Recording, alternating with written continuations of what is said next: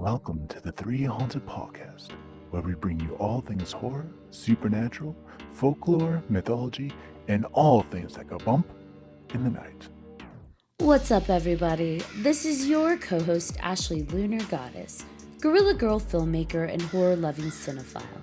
I'm just your average podcast-producing badass. I'm John Thomas. Some would say that I go a little too far with my love of all things horror, paranormal, and meta. But I say, talk nerdy to me, and I'm all yours.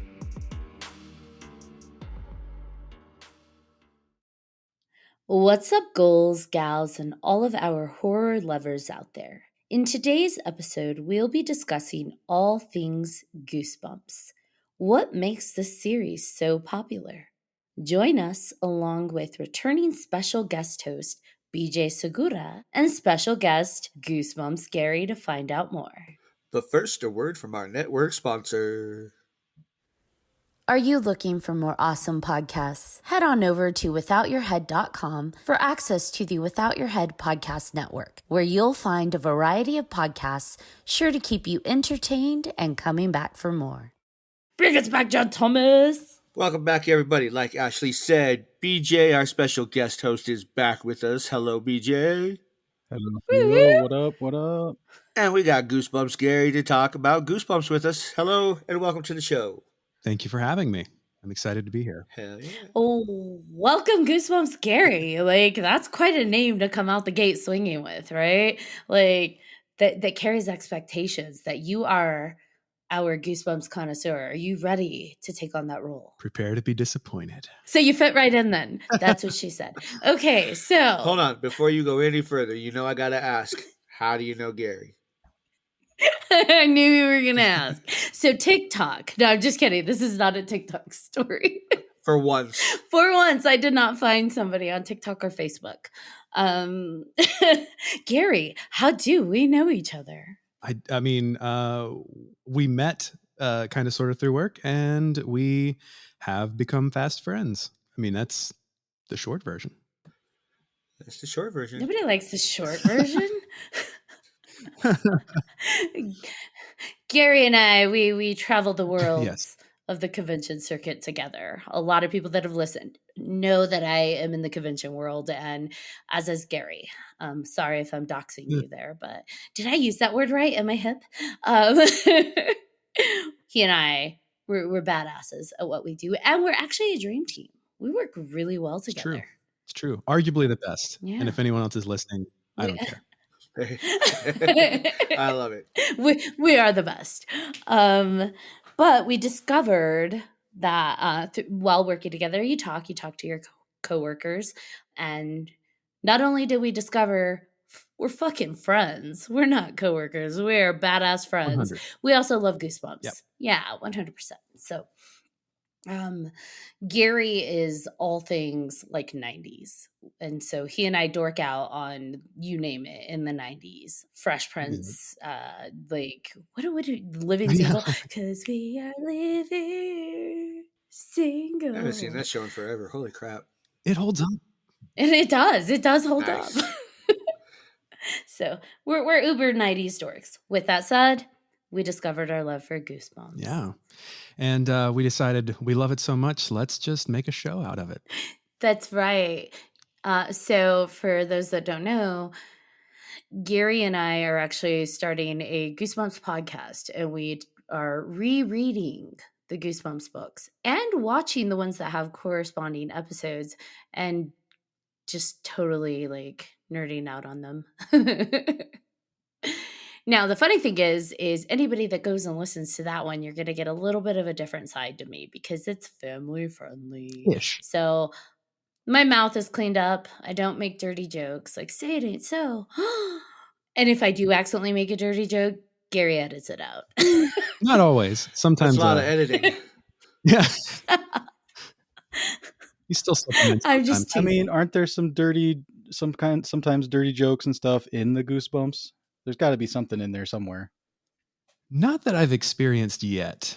We're still pretty new on this journey. Okay. I mean, I haven't caught any. I'm sure I can make anything into a dirty joke, but when your protagonists are 11, I just feel like that's Just wrong. a little bit, yeah, a little bit. So, I mean, and let's jump into it. Goosebumps. What is Goosebumps? Well, it's a book series created by R.L. Stine, and it ran all throughout the 90s and even on through today in some form or fashion. So, I mean, there were Goosebumps, there were Goosebumps 2000, more stories to give you Goosebumps, and a lot of other titles that I don't know off the top of my head. And R.L. Stine, he is a real person. He is not Nancy Drew, the author of Nancy Drew. Carolyn, what is it? Carol Keene? Carolyn Keene?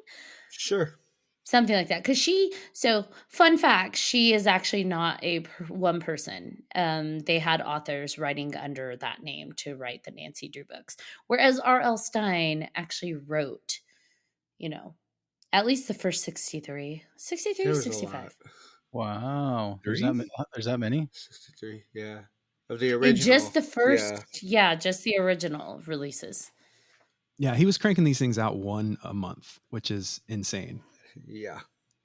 I mean, you read the books and it's not rocket science, but still, that's impressive. Ouch? Question mark? Like, I don't mean it's not rocket science like to write a book. I mean like the subject matter was light ish and entertaining that, I don't think he had to do too much out of his realm. And they're quick reads if you're an adult. I think they're great reads if you're a kid who doesn't get scared easily.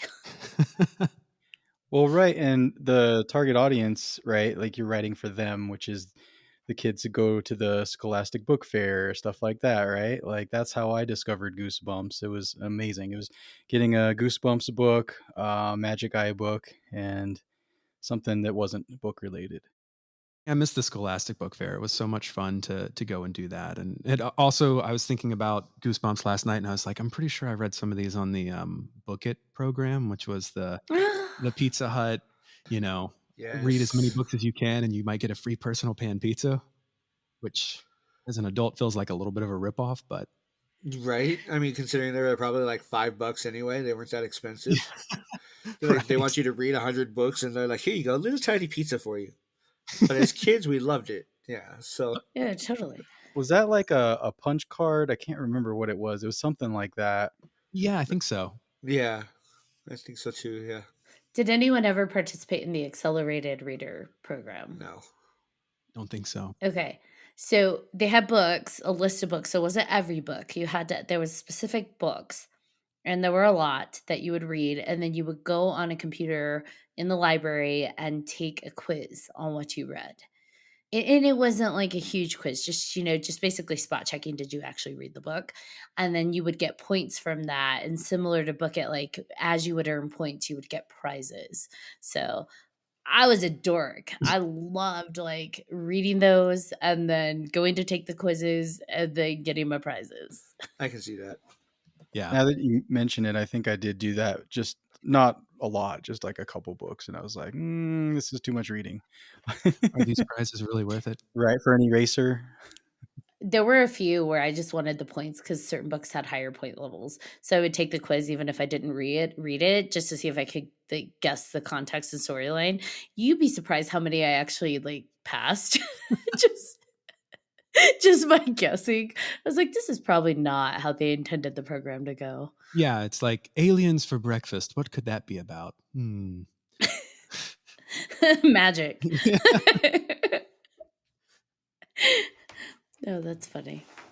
So I believe Goosebumps was actually some of the Goosebumps books. Goosebumps books were actually part of that program. So I actually read a lot of Goosebumps when they were being released. And now, how many of you actually read them as they were coming out?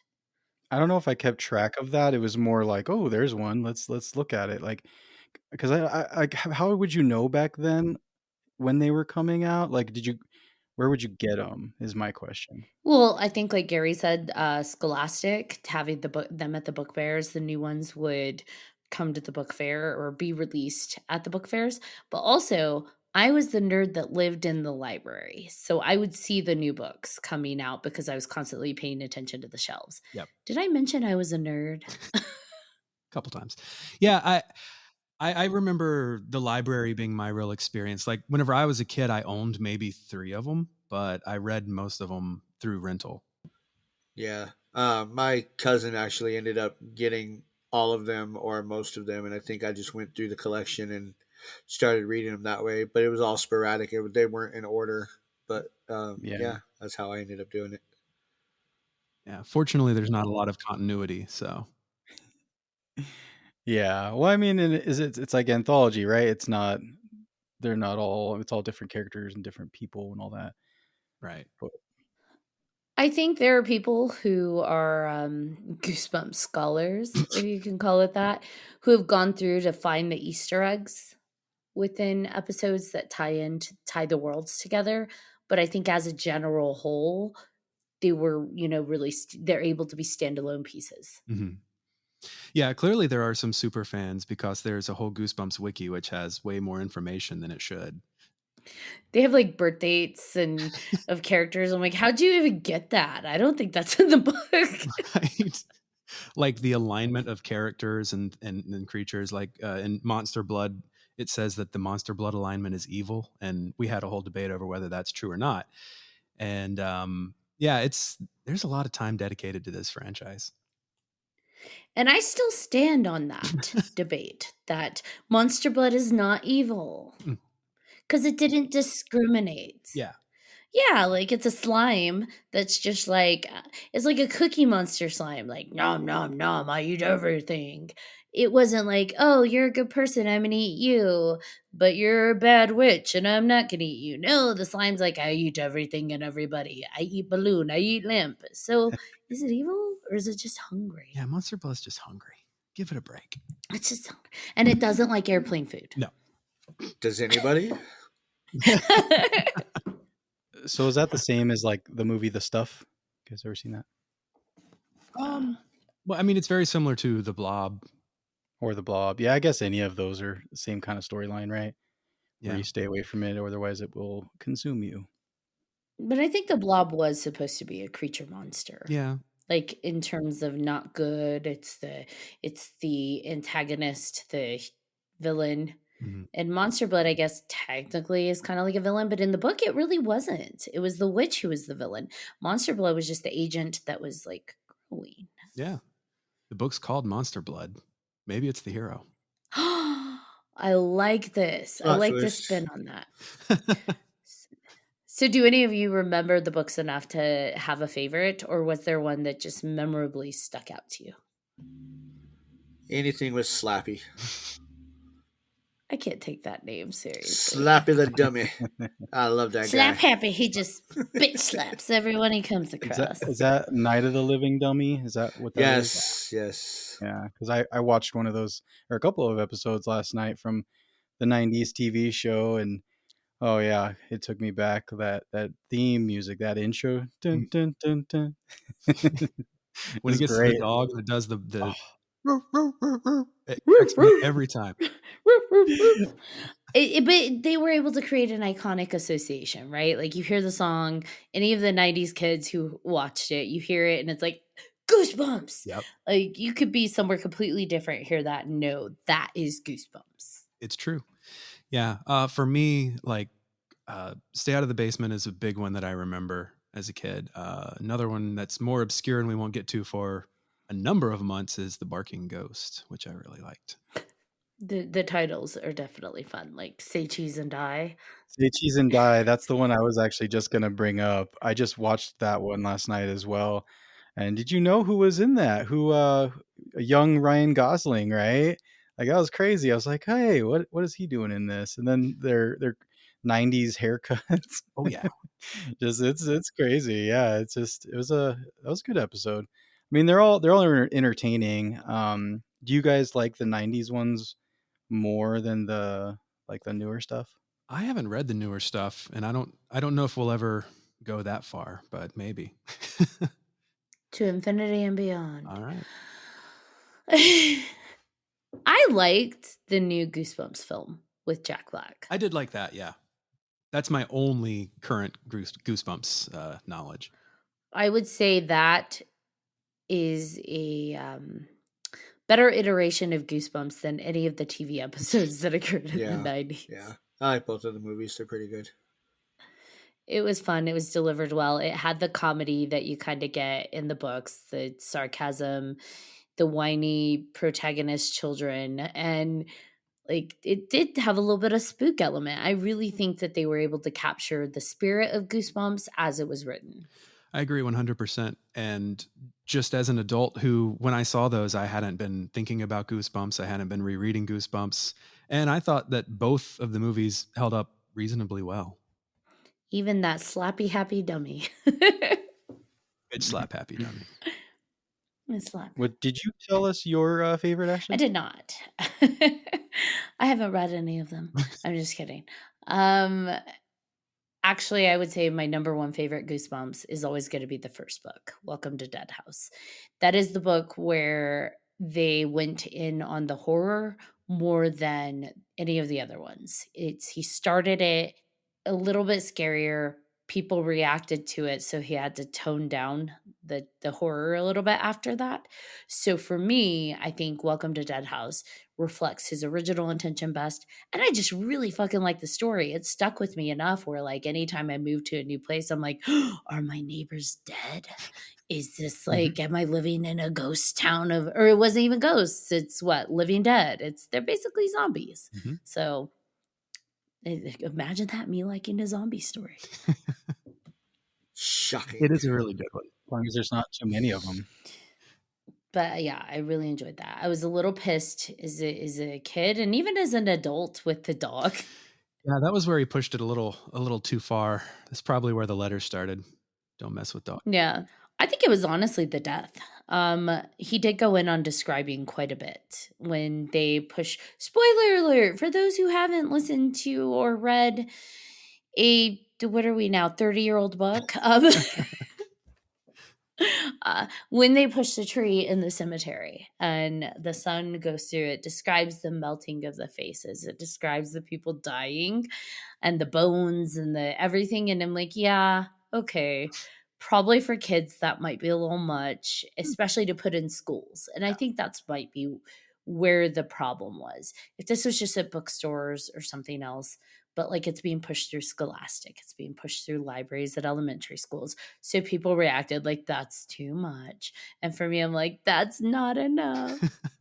Well, at that time, Ashley, weren't you like also exposed to like horror movies that were rated R while reading your Goosebumps? That is not a secret. It has been discussed many times on this podcast. Yes, I was. I like how he has to specify that we're rated R. Yes, I was watching Hellraiser and Nightmare on Elm Street. So yes, I could stomach horror a little better. But if I hadn't grown up with kind of the horror genre being a part of my like lifestyle, those probably would have been a little bit more intense for me. So was Goosebumps maybe like for breakfast and then like Freddy for dinner kind of thing, or at late at night? Maybe. I'll say Freddy was I don't probably know. like a snack. I was gonna say Freddy was a snack. I think Hellraiser was the main entree. That sounds right. Freddy's a snack. Yeah, he is. Hell yeah. Oh my gosh. So like for you guys when you were a kid, did they scare you? Was Goosebumps like a thing that you had to put down, or was it like, yeah, it was fine? I had to put it in the freezer like Joey did with The Shining in Friends. No, I'm kidding. No, honestly though, that first book, like you were saying, it was pretty creepy, but you had to start it that way. You couldn't start a series called Goosebumps and not try to freak the hell out of somebody. So that one was a pretty good one too. I actually liked that one. But for the other ones, no, I don't think I really got too freaked out. Same. I kind of like you. I grew up with R-rated movies and stuff because my mom didn't understand the rating system, so she just let me rent whatever I wanted to. So a lot of the scary stuff about Goosebumps came off as campy and fun, and I think it still does. I feel like my mom understood the rating system. She just didn't care. She expected us to monitor ourselves, which I'm not sure if that's like the wisest idea. She's like, if there's sex, cover your eyes, okay? And it's just like, really? As she leaves the room, it's like, you really think we're gonna cover her eyes? But just your eyes, not your ears. Like you can hear it, you can't see it. Oh, you could hear it. Oh, And Lord. you know how traumatizing that is Yeah. when you can't see, but you could hear. Yeah, that makes it so much worse. We were Yeah. told to plug our ears and cover our eyes, which was hard to do when you have little hands. Stick Yeah, thumb no, in each ear and that's then bring the fingers across. Yeah. yep. He knows. He's got it down to an art. And for me, I was just like, yeah, I'm not bothering. Whatever. I was that bad child. And we all wonder why I'm a heathen now. I'm kidding. I'm kidding. Actually, what I did, because that was back in the VCR days, if there was something super adult, I was actually a good kid. I would just forward through it. And my sister thought I was a nerd. She's like, "You're really forwarding that?" I'm like, "It's fine." See, I was I have a brother who's 7 years older than me, and so like whatever he watched, I watched, and so it wasn't we didn't fast forward through stuff. Now if my parents were there, they'd ask me to get up and go out of the room or something like that, but it would have to be pretty extreme for something like that, which is very different from my 6-year-old nephew now. We took him to the drive-in to see the Goonies, and there's a part in there. Do you remember when Chunk is in the with the ice cream and the stiff? My sister like told him to turn his head away while he was in there with the stiff, and I'm like, really? Like, is that's where you draw the line? I'm like, it was kind of a weird for me. I was like, I don't understand that. And he was like, hey, that little girl over there's watching it. Because when you turned her head, he looked at the little girl that was, sitting She's next to staring her. at it. Yeah. And I was like, yeah, man, that's messed up. Like, he knows he dresses up as, the Grim Reaper for Halloween. Like, I think he's okay to see maybe a dead body, a frozen dead body. Maybe. I don't know. I don't have kids, so I'm not sure where that line is drawn. I think every parent's different. I don't like. I'm not gonna let my kids watch adult content. Like that's just the thing. Outside of that, I'm not too. And torture, they don't need to watch that. They're young. Torture films, torture things, that doesn't need to be a thing. Which is interesting because they watch John Wick, and there are some questionable scenes in there where I find myself thinking maybe this wasn't the best parenting choice. Great movie though. Yeah. Fantastic movies. Just like some of those scenes, it's like, oh, yeah, they should not have just seen that. But here we are. A trauma bond together. There you go. Brings you closer.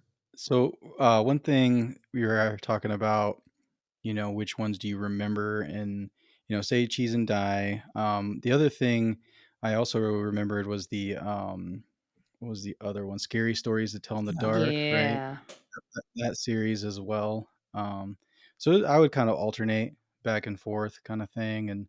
But I don't think any of them ever really scared me. It was just kind of like something interesting to read. But I mean, it's not something that if I read it at night that I would have trouble sleeping or anything like that. But it was fun, like you said. Like Gary says, campy, and that's what you love out of it. Yeah. I feel like Scary Stories might have been a little darker, but A little. it's been a while since I've read one. I don't have a Scary Stories podcast. I'm sorry. Scary Stories to Tell in the Dark. Like literally the spider that embeds in her face and all the baby spiders come out and like crawl all over her. A little scary. That's fair. Those were terrifying. The Del Toro movie was pretty haunting for proof that it doesn't have to be R-rated to be incredibly uncomfortable. Yeah, it was good too. I enjoyed it. Mm-hmm. I did like the movie. I like the books. Actually, what I really loved about the books was the art. The stories were, they're short, they're well done, but the art, like that really got to me. They were simple, but like fucked. They were scary. That's what draw me in first. I was like, what is that? Like, I need to know what that is, and I need them to tell me all about it. And Goosebumps too. I mean, Goosebumps had a lot of different art too with, their style, which brought you in, and just that green color, just like, oh yes. Goosebumps green. Goosebumps green. Goosebumps green. It has been right? referenced. It will be referenced again. It's a Goosebumps green. Yep. What color's your car? Goosebumps green. Goosebumps green. Oh, new life goal unlocked. Goosebumps Gary is gonna have a Goosebumps green car. I'm here for it. I want to see pictures. Yeah, Do absolutely. it. Yeah, I think that RL pushed the boundaries on as much as he could, like, killing the beloved family pets, but not in a gruesome way. So, like, it still will slide and go into the libraries, but like still traumatize children. Like, oh no, it's a zombie now too. But he tried, but I feel like that was like a gateway. Goosebumps was gateway Goosebumps. It was a gateway to elevated horror.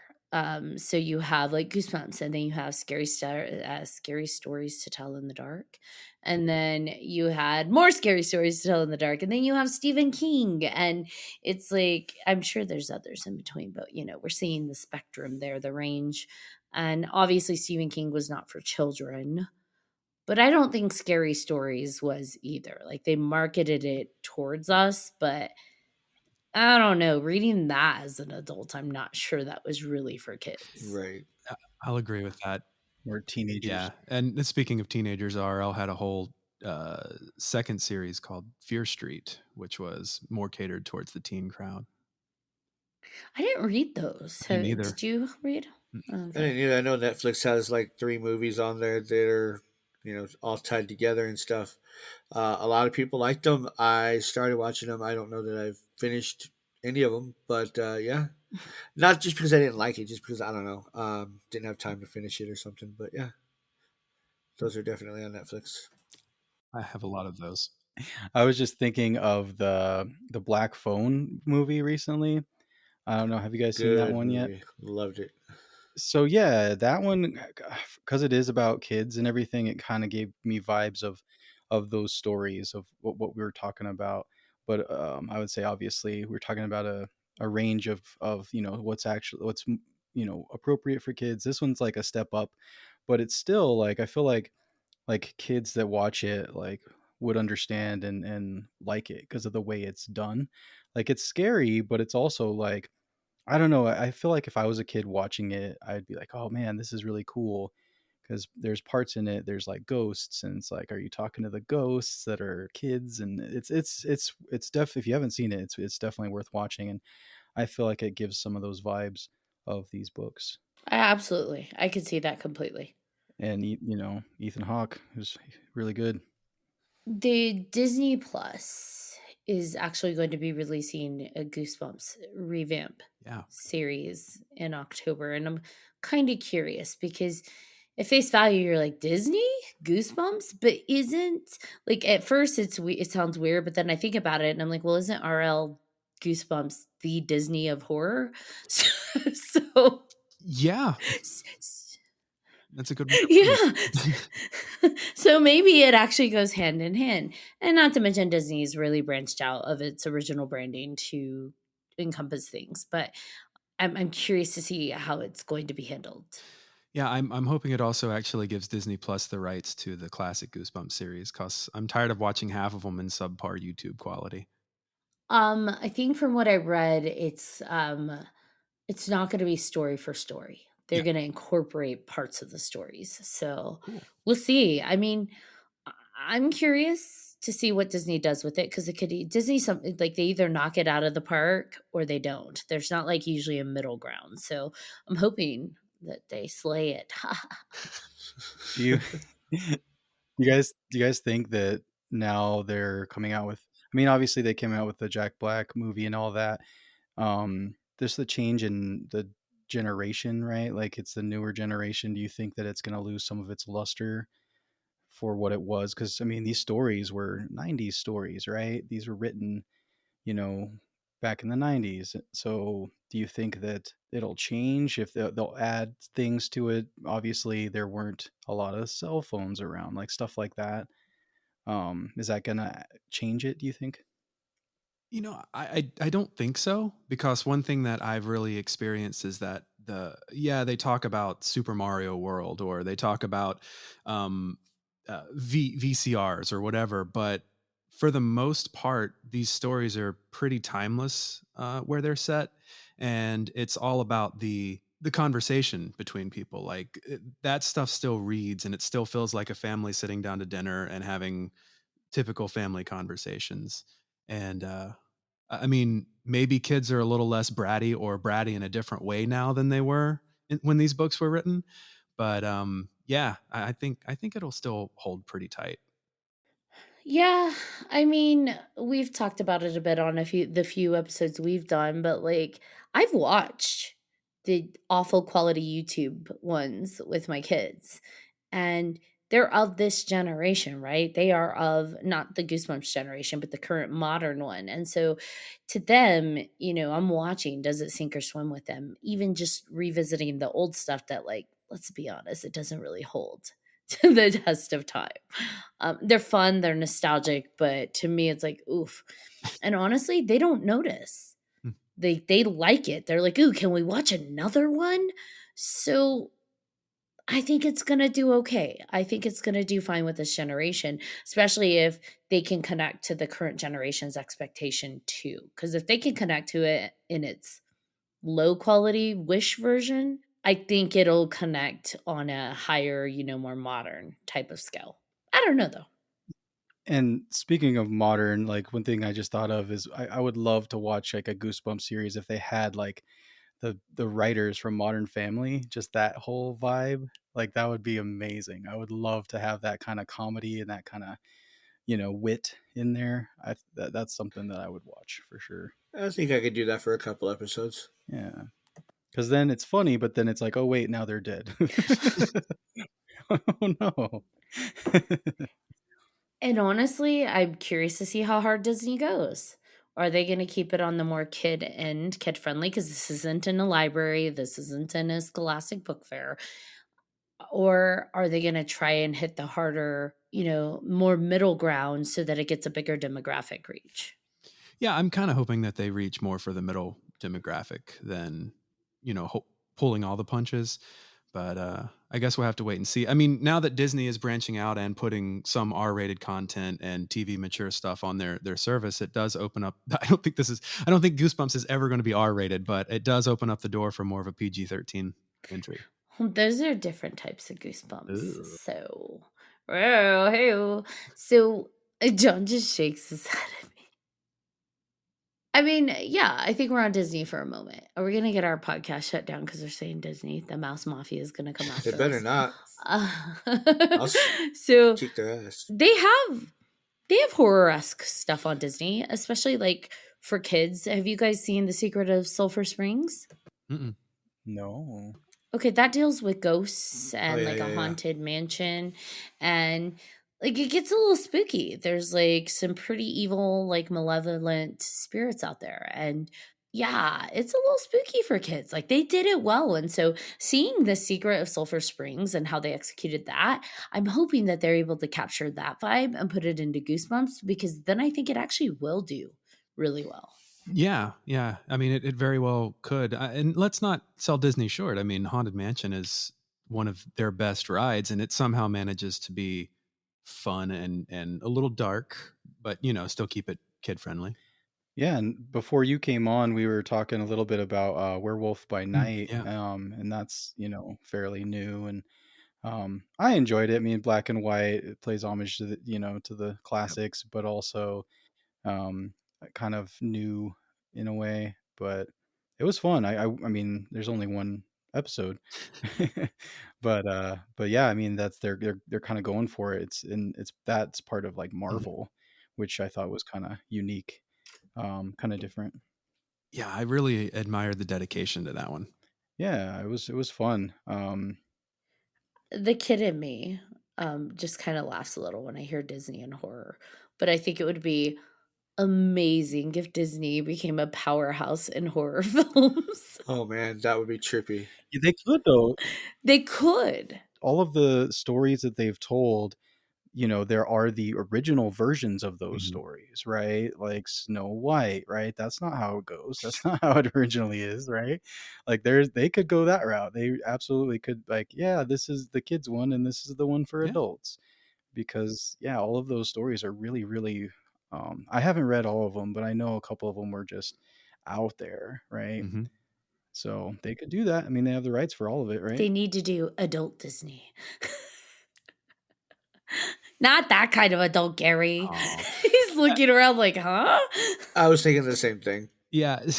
So, I mean, a lot of people forget that Disney once owned Dimension Films. So, a lot of, like Scream and a lot of those movies used to have the old, I'm pretty sure the VHS had the Buena Vista little sticker on the bottom of the tape that you had to I cut to think get the so. VHS. Yeah, I And think so. it's crazy. Disney has a checkered past with what they, I mean, they at one point released an Insane Clown Posse album. So, like they done some stuff. Disney as the parent company tends to shy away from certain things, and it'd be nice if they would branch out a little bit. I mean, they branched out to Deadpool, so if they can do Deadpool, they can do Hey, Death. if you're gonna get Marvel, you have to have Deadpool, and if without Deadpool, I don't want to live. I don't know where I was going with that. But like when you said Disney and horror, I automatically went back to way back to season one when Kevin's like, my favorite scary movie's Hocus Pocus. Motherfucker, that's not scary, For Kevin, it is. Kevin. Um, I Kevin, I I don't know. Disney has the resources. It has the talent pool. It has the everything you could need at its fingertips. If it wanted to, I'm sure it could kill it in the horror genre. Whether they choose to pursue that or not, it's a different story. I feel like they're kind of testing their toes in the water by doing Goosebumps. And I'm not mad at that. Like any kid that was of the 90s and early 2000s, Goosebumps is your jam. And even nowadays, Goosebumps is still in the library and kids read them. So there's other scary stuff out there now, but that is still present. Well, and they're bringing everything back from that was in the 90s, right? Like that's kind of what's going on right now. I mean, the new Fresh Prince, right? Yeah. Bel Air, right? Like so there's all kinds of 90s stuff coming back, and of course Goosebumps is going to be part of that, right? So, yeah, my only hesitation is that, Disney tries to, make it for a broad audience so that they can get the most eyes on it as possible. And that's where it's like, ooh, I don't know if that's going to make the people who want specific things, enjoy it. Is it going to be that horror vibe, right? Like, is that going to be something that horror fans clamor to, or is it going to be another kind of like, okay, this is like a Marvel movie but with some ghosts and stuff? I'll still watch it. That's the beauty of Goosebumps, though. Even though it was scary to an extent or supposed to be spooky, it wasn't really horror. Like it wasn't supposed to be horror that terrifies you. It was just spooky and makes you a little uncomfortable, kind of like the campfire tells, right? You're telling a Yeah. little story around the campfire and like, ooh, it's a little scary, but mostly it's fun. And I think that's the beauty of it is that no matter what, it is not a hard. I'm going to say this very carefully. If you're going to test horror and you're going to test spooky, Goosebumps is the guinea pig to do it on because it does have enough lightness in it to offset some of this spookier, kind of more uncomfortable stuff. Because we've talked about it, like in ours, Gary, is that there's stuff tackled in there that's just not, it's not just horror. There's a reoccurring theme in a lot of these books of bullies. Bullying is a very big thing that's present. And I actually kind of challenge that the real villains in all of these books that he writes about are the bullies. Yeah, it's true. I mean, we definitely think that RL was working through some stuff as he was writing these books. But yeah, bullies are a big recurring theme, and also bratty siblings. There's a lot of repetitive features, but it maybe we'll get tired of it by book 63 or whatever. But it's still fun for the time being. I think it's funny that you bring that up with the bully thing, because the say cheese and die episode, yeah, there's these kids that try to steal the camera away, and you can tell that automatically that when they enter the screen, they're laughing and being bullies and trying to take it from them. And then same thing, the scarecrow one, right? This kid tries to jump out and Mm. scare these kids, that because I don't know if you guys remember that one, but these kids go to visit their grandparents, and there's a scarecrow that basically comes alive. But there's this like other kid that whenever these two come to visit their grandparents, always tries to come out and scare them, um, kind of trying to be a bully. But then obviously they're siblings, the thing that you were saying, and the siblings, fight and everything. So there's always, I feel like, yeah, that's a very strong, it's a good, something good to use. You can use that. And that's what's so great about them is it's, you can just throw a different spin on it each time, but it's still like, oh, my big sister's or my little brother's a jerk and blah blah blah. Yeah. He used a lot of common tropes for sure.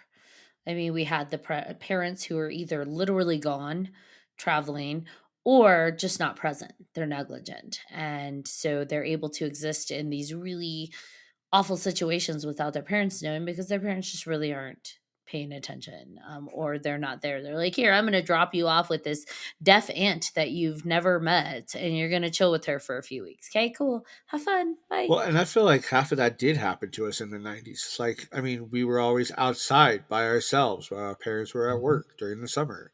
Don't come in the house because whatever, we don't want you in there. We want you outside to play, your kids, go do this, go do that. At least for me, because, summertime, I mean, my dad did work across the street, so he had his coworkers kind of spy on us all the time, make sure we were outside, but there were times we snuck in the house, but I mean, it's just like they say about Generation X. We were, the last ones to play outside, the last ones to freaking drink from a hose and all of that fun shit. So, like, Yeah. yeah, so it's just something that us '90s. I mean, since it was written in the '90s, that we can all just freaking remember. We were the final Goonies Fuck generation. yeah, It's true. Yeah. Goonies for It's life. funny. It's funny that you say that because that is the thing that probably wouldn't translate to nowadays is the fact that the kids are by themselves all the time. Like I remember my grandma used to work like 5 minutes from a mall. So she would just let me go to the mall and walk around all day by myself. I mean, I was raised by a building and Is this why you like to shop? perhaps, perhaps. But I mean, it made me who I am too, because I remember they had bookstores there. I would go look at Goosebumps books. I would go to the video store, look at movies, like all the toy store, obviously, all the things that I love were there, and it's a big part of my upbringing. Was it KB Toys? Yeah, it was. Yeah. I love KB Toys. Oh, I started shopping there. I eventually worked there. I eventually yes. was the assistant manager there, and then we went Oh, out of nice. business. So, Yep. Mine was Oh. Suncoast Video. I was a big video person, always yep, messing with the video stores. yep. That's Yeah. I was there. I worked there too. Nice. I worked a lot of places in this mall because they kept going out of business. Yes. Radio killed the video star. Sorry. You know what I did like about Goosebumps? I feel like RL was actually ahead of his time a bit because he did include female protagonists, which especially in adventure stories, and this is like a spooky adventure story kind of world. we you didn't get a lot of that, right? Like you had Nancy Drew off doing her little mysteries, but she's still described as wearing like little pin or what are they hoop circle dresses and in her little sensible flats, and like you picture this cute little girl in a dress running around solving mysteries. But then you come to RL's world and his first book is actually a female protagonist. And so he's coming out the gate with a strong female character who is there to support her family and save the day. And I think that was pretty fucking cool because when it comes to horror, especially in the 80s and 90s, what do we have? We have the helpless, oh my God, I can't do this. I need someone to save me. Please help me, Mr. Lumberjack Man. What were you reading? I'm talking about movies, Oh, okay. but like the slasher films. But then you have RL who's like, here is an 11, 12-year-old female protagonist that is scared, but she's facing fears and saving the day. And I thought that was pretty cool. I agree. And he writes that one's first person perspective as a female, and he nails it. That's the crazy part. He's so good at putting himself into the mind of a child that you almost do wonder if a child is like is it like the artist who drew for Bambi where there are deer and rabbits and skunks in the studio? Was he just asking like his nieces like how would you channel this? How would you do this? Yeah. Or he's a 12-year-old girl stuck in 100-year-old dude's body. No, I'm just kidding. He's not I'm like, that. why is he He gotta be was 100? Holy cow. come on. He was 80 in the 90s. Didn't he always look old though? Like the picture on the cover, like it's like this guy doesn't age, Mm-mm. but he's stuck at a really old age. He looked just like Jack Black. A lot of people write based on like trauma, but also based on like times of their life that affected them the most, times that they remember vividly, and that may have been it for him, right? Like when he was, the times that were most vivid for him were those times when he was a 12, 13 year old, like Stand By Me, that kind of thing. Like Mhm. those kinds of situations, and that's, some writers are just like that. They can deal with that time of life really well, and some writers can't, right? And because maybe they just had a really boring childhood, maybe, like I feel like that it really does depend on your upbringing, as well as I mean, you can channel your own kids, your own nieces and nephews and all of that, and see how they live their lives and write through that. But I think that what made his so successful was his ability to filter it through his own experiences, right? Absolutely. Look at you being all smarty pants. It's, I mean, that's what I've learned, that just from a couple writing classes. Just there's, and it makes sense. I mean, write what you know, right? Right, and if you write enough, people will start to see a pattern, and they're like, oh yeah, this dude was going through some stuff as a preteen, right? And and a lot of it's like, oh man, I wish I would have gone through and discovered some crazy stuff when I was that old, like maybe going to a haunted house, right? Like if you go to a haunted house and something happens when you're 12, like that's gonna leave a mark. And when you get older, and you're probably gonna write about it. Yeah. I really think he had a bullying problem growing up. The bullies are super violent. Like for being a series that tries to be light and focus on the ooh, spooky slime monster, like for example in Monster Blood, like the bullies pummel him and they talk about him laying on the ground in pain and he's like in tears, and it's like that was a very real scene.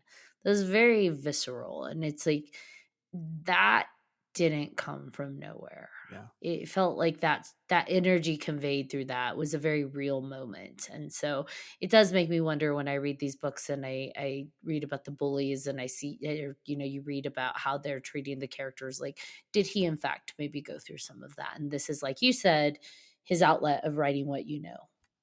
Yeah. Getting back at those who wronged him. Because I mean, the flip side is that he could have been a bully and he's living to regret it, but I've seen him, so I don't think that's the case. Yeah, true. He's not the bullying type. It doesn't seem like. Hey, that was body shaming him. I'm Face not. shaming? I'm RL shaming. RL Oh, shaming. Is that a you're thing? Stein shaming. Stine I'm shaming. shaming. No, and now I'm a bully. Speaking of Stein, he has their books, short stories being released now, which reminds me very much of like scary stories to tell in the dark. They're called Stein Tinglers. And I didn't make it up. That's what they're called. Very clever. And Yes. I know. So like that's currently out and they're releasing those. And I think that's fun because in a generation of, and I don't mean just the generation, but like the current time we are in life, we are very immediate, short attention span kind of society currently, be it with the scroll TikTok. mentality. Scroll mentality, that I think the Stein Tinglers is kind of perfect. You're getting, even though they weren't long books to begin with, you're getting just tastes of different worlds within Goosebumps. So it's kind of fun. That's cool. Yeah, I would be interested in checking one of those out from the library. I love the library. I miss having the old school library checkout system though, where you pull the little card out and you write your name and the date. Yeah, I love that. I miss that. Can we bring that back? No. Absolutely. What? BJ said no. I say yes. Technology, BJ, use a dick. technology, apps, like it's too True, much but you work know what? to look through paper. Everything comes back, so we're gonna bring it back anyway. I'd be down, but again, like this generation's gonna be like, "What is this? I'm How do I sorry. write my name? I don't know. Where's the QR code?" That's what they'll be asking. What's The hashtag. right? Where's the scribbles? What are the scribbles? I can't read it. Hey. Be nice. You are turning into Stein's bullies. Yes, I was bullied too. It's my turn. I'm just joking. I do like that they're still producing books. Now, whether RL's actually writing them still, that's to be debated. But the fact that they're still releasing books in the Goosebumps world, and the covers have gotten kind of spooky. Like originally the art's already like that's always been great. We can all agree on that, right? Like the art's always been fantastic Mhm. on the Goosebump cover books. But it's definitely been evolving over time, and I enjoy looking at them. They still carry the original nostalgia of the bright colors and the monsters and the rar, but they're getting a little bit more complex, and I like them. I remember some of the Goosebumps 2000 covers being particularly like next level. Like Cry of the Cat is just this like close up of a cat, and it's like I don't know, it's crazy. But one thing about me is that through the convention circuit, I've gotten to know Tim Jacobus, who did 61 of the 63 original book covers, and I think that the artwork is what sells the book initially. Like you read with your eyes for, well, I guess you read with your eyes the whole time, but you purchase with your eyes and then you read with your eyes also. I'm going to stop talking. What were you saying, BJ? I ditto. I agree with what you just said. What did I say? You said that the artwork draws everybody in, and that's why they buy it, and that's why they read it. And that's the same for like for our generation VHS tapes, right? Same kind of situation. The artwork was everything, and that's lost on kids today because they don't know what the artwork is because it's all digital, it's all photography. It's not art. It's and with books, that's the big draw. I think I don't know for you guys that are big readers, is that something? I mean, obviously there's you're the people who the authors, right? You're drawn to specific authors, but is there a book that you've just kind of just walking down and you see the cover and you're like, wait a minute, I don't know who this is, but that cover's art is amazing. I mean, I have semi recently gone to the kids section in like Barnes and Noble and looked at books and books that I knew the original cover art for, and I look at what the cover art is now, and it's totally different. Like, there's got to be a study that could be done on the various forms of the cover art throughout the years for the same book. What appeals at a different time and to different childhood demographics. Right, and I think like now even with the Harry Potter books, they've got different covers than they had when they originally came out, and it's just weird to see some of the newer covers. I'm like, I don't know how that fits with this, but it just could be me because I like the originals myself. But um, I don't know. I'm a big fan of the illustrated sets. oh yeah, no, you're definitely you were talking about that before. Those are definitely cool. But like just to see the different covers now, it's just some of them are cool. Some of them I'm like, you could have stuck with the original and it would have been good with me. But that's just on my opinion. So So I'm gonna naysay what BJ said that the artwork is less important. I didn't say it was For less kids, important. it's not as an emphasized for kids. They don't focus on it as much. And I disagree because we're in a very visual society right now. So kids actually gravitate to the bright, colorful whatevers. Comic books, graphic novels, those are all on the rise. The artistry within video games, the those are on the rise, like the apparel, everything, like art is on everywhere. Murals being made because we are consuming visually more so than we ever have before. And so I think that art is on a high demand. And that's just like all like just walking through kids' aisles of bookstores, like you said, Gary, like the covers, I think are way more detailed than they were back in the day, even for little kids, because it's like we need to give them as much to look at as possible because we are so visual these days.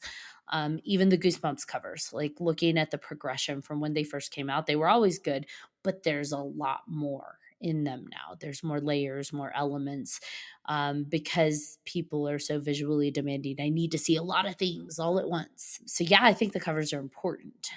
For adult books, you don't get as much because the idea is that you're reading more and looking less. And I mean, it's all using your Jeepers, Creepers, Peepers, but they assume adults don't care about art as much, which is not true. We like art. Yeah, exactly. I mean, I still remember jumping back to Nancy Drew. I still remember that there was a Nancy Drew Hardy Boys crossover book where they were yes, like teamed up, and on the book cover they were being chased by a monster truck, and I'm like, I gotta read this. yep, I bought it and didn't like it, but I had to read it based on the cover, and that's absolutely. just you really do cover art is everything in my opinion, and I don't know how kids today feel about it, but I mean, it's got to be. It's a thing. yeah. It's a demographic thing. You go to R.L. Stine's site. He is now producing comics and graphic novels. So he's got a series called Stuff of Nightmares, and actually, the art on that is different than the book series. It actually is scarier looking, and it actually looks like horror. And so for me, it's like, yeah, the demographics there. It's just a matter of. I mean, I think there's a study done on how many comics are being produced a year, and it is exponentially higher every year because we are like consume, consume, consume all the images. And yeah, I'd be curious to read Stuff of Nightmares. I'm probably gonna order that, and then we'll do a follow-up conversation on how did you like it. And my question would be, how does he decide which art to go with? Like you said, it's been changing and evolving and getting scarier in some aspects. And like what artists are you choosing and why, right? Like it's because that relates to the stories as well, right? Like it's got to. And so I think that's something that's interesting to think about. It's like, well, the covers have gotten scarier and more detailed, so does that mean that the stories are the same or as scary as well? So I don't know nowadays. I feel like, and I could be misremembering what I was told, but I'm going to say it with confidence. I feel like Tim Jacobus and R.L. Stine were placed together by Scholastic, and it was sort of a one hand helping the other type thing, as opposed to, like RL knew Tim and was like, I like his art, I'm going to bring him on to do my book art. But they were a great pairing, and they sold a shit ton of books together. So nowadays I don't know if it's still as dictated by the publisher or how that works. I think in most cases, back then and even now, I think RL had an unique-ish scenario where he could choose his covers. I think most authors that get picked up by a publishing company don't get to choose their cover.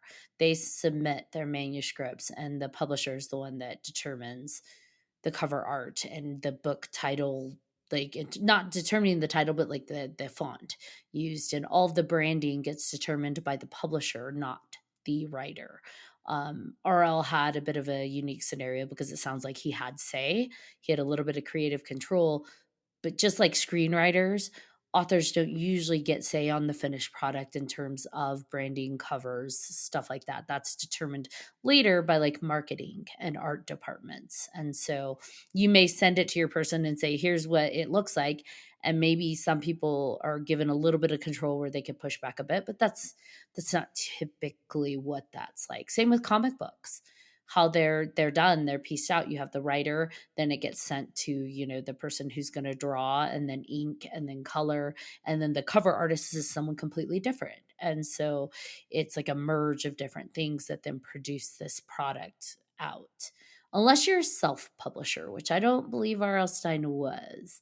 If you're a self-publisher, you control it from beginning to end.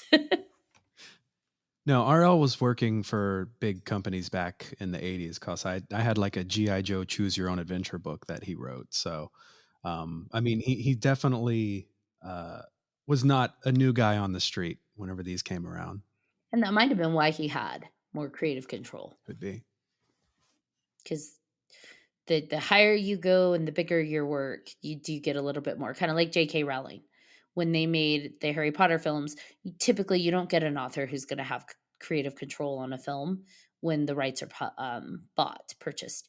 But because it's like your series is so huge and they want it so badly, JK's like, okay, you can make it, but I get creative control. So definitely depends where you're at in your career journey, and that tends to dictate how much control you have in the process. But most authors, that's not usually a thing.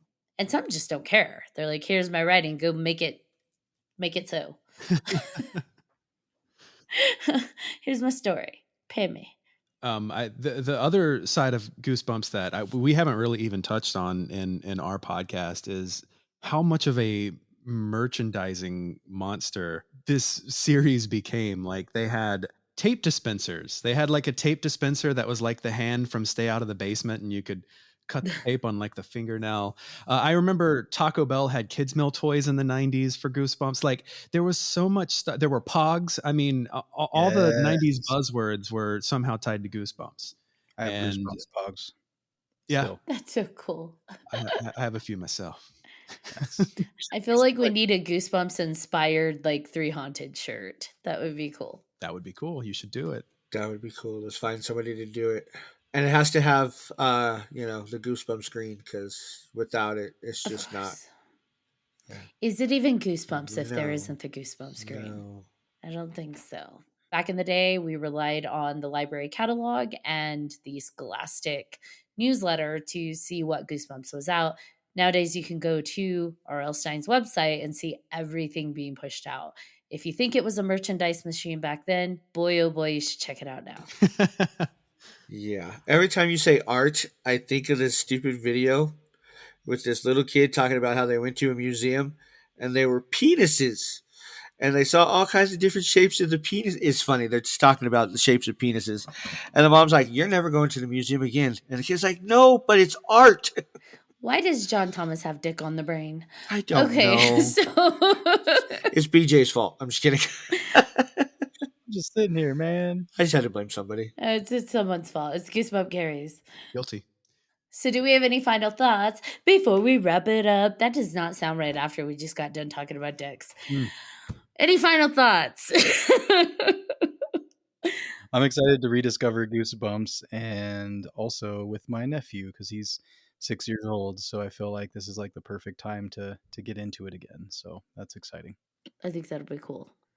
What about you, John Thomas? Any final thoughts? Yes, I think Disney, if you're listening, which you probably are, listen Don't get to us us. shut down. And no. This is a good thing. Listen to us and start your own horror division and make some more stuff for adults. We're out there. So we just want to see it. Let's do it. We want to see horror, Disney. Let's see what you got. What about you, Goosebumps Gary? I don't know. I think my final thoughts are listen to our podcast to find out more. Well played. And where can they find our podcast, Gary? Well, we haven't even officially said the name of the podcast, have we? I was going to say, you never said the name of it at all. You guys just keep saying our podcast, hey, the podcast. Well, God damn it, Gary. What? She's just trying to find all the G words to go with your name through this whole episode. Get Just going, saying. Goosebumps Gary. Yeah, get going. What is the name of this upcoming podcast and where can we be found? It is called Listeners Beware, a podcast about all things Goosebumps, but you should be able to find it with just Listeners Beware. And we will be on Spotify and pending no issues, everywhere podcasts are available. So check us out. Yeah, check us out. Like a book from the library. Oh, that was well played. I only play well, Ashley. You stumped her. She got quiet. That never happens. Good job. Gary never makes suggestive jokes, so that threw me off. Like, what did he say? It's always the quiet ones. She was like buffering for a minute there. It was funny. It was great. It's like, I think my brain exploded. He made a dirty innuendo. Or I just took it that way, in which case, all right, guys. I had a great time talking about Goosebumps, and I'm excited to do a follow-up conversation to see how we feel about the series and anything else, how BJ's nephew receives the Goosebumps books, how we like the comic books. And so, yeah, this is very exciting. I really appreciate you guys coming on to talk about this. Thank you for having me. It's an honor to be here. I appreciate it. Yeah, it was a lot of fun, guys. Heck yeah. Always a fun time with you guys. 'Cause we are Stella. We give people goosebumps. All right, John Thomas, do you want to bring us home? Probably. I'm kidding. Ha ha ha. No. Thank you again, Gary, for coming on to this episode. It's been great. It was nice to meet you, and I can't wait to have you back on. And, yes, Ashley? Well, I forgot to ask Gary, do you have any other projects you want people to tune into? Oh, yeah. Let's rewind, flip back, edit that part. I'll put my thing down, flip it, and reverse it. Yeah. All right. So, are there other projects that you can talk about? Well, so what I do is tied to the nostalgia thing, and this is sort of the Listeners Beware podcast is sort of linked to this. Is the Wax Nostalgic Network? I'm on YouTube. I make YouTube videos. I haven't been doing it much lately because I haven't had any time or focus or follow through. And I've done several other podcasts as well that are tied into that network that all revolve around 90s and 80s things. So check out Wax Nostalgic Network. Awesome. Thank you. All right, John Thomas, let's do it again. You mean do it for the first time? Yeah, whatever. The other one never happened. Just do it. Thank you, Gary, for coming on and talking about Goosebumps with us. I can't wait to have you back on the next show. And BJ, of course, thank you for guest hosting with us again. Good to see your face. Absolutely. Always happy to be here. And thank you to all of our listeners for listening to this episode of 3Haunted Podcast with your host. I'm John Thomas. I am Ashley Lunar Goddess. And I'm your guest host, BJ Segura. If you have any questions, comments, or concerns for BJ, please feel free to email us at 300podcast@gmail.com. And if you haven't done so already, please like, follow, and subscribe to all of our social media. You don't want to miss another crazy moment. Until next time.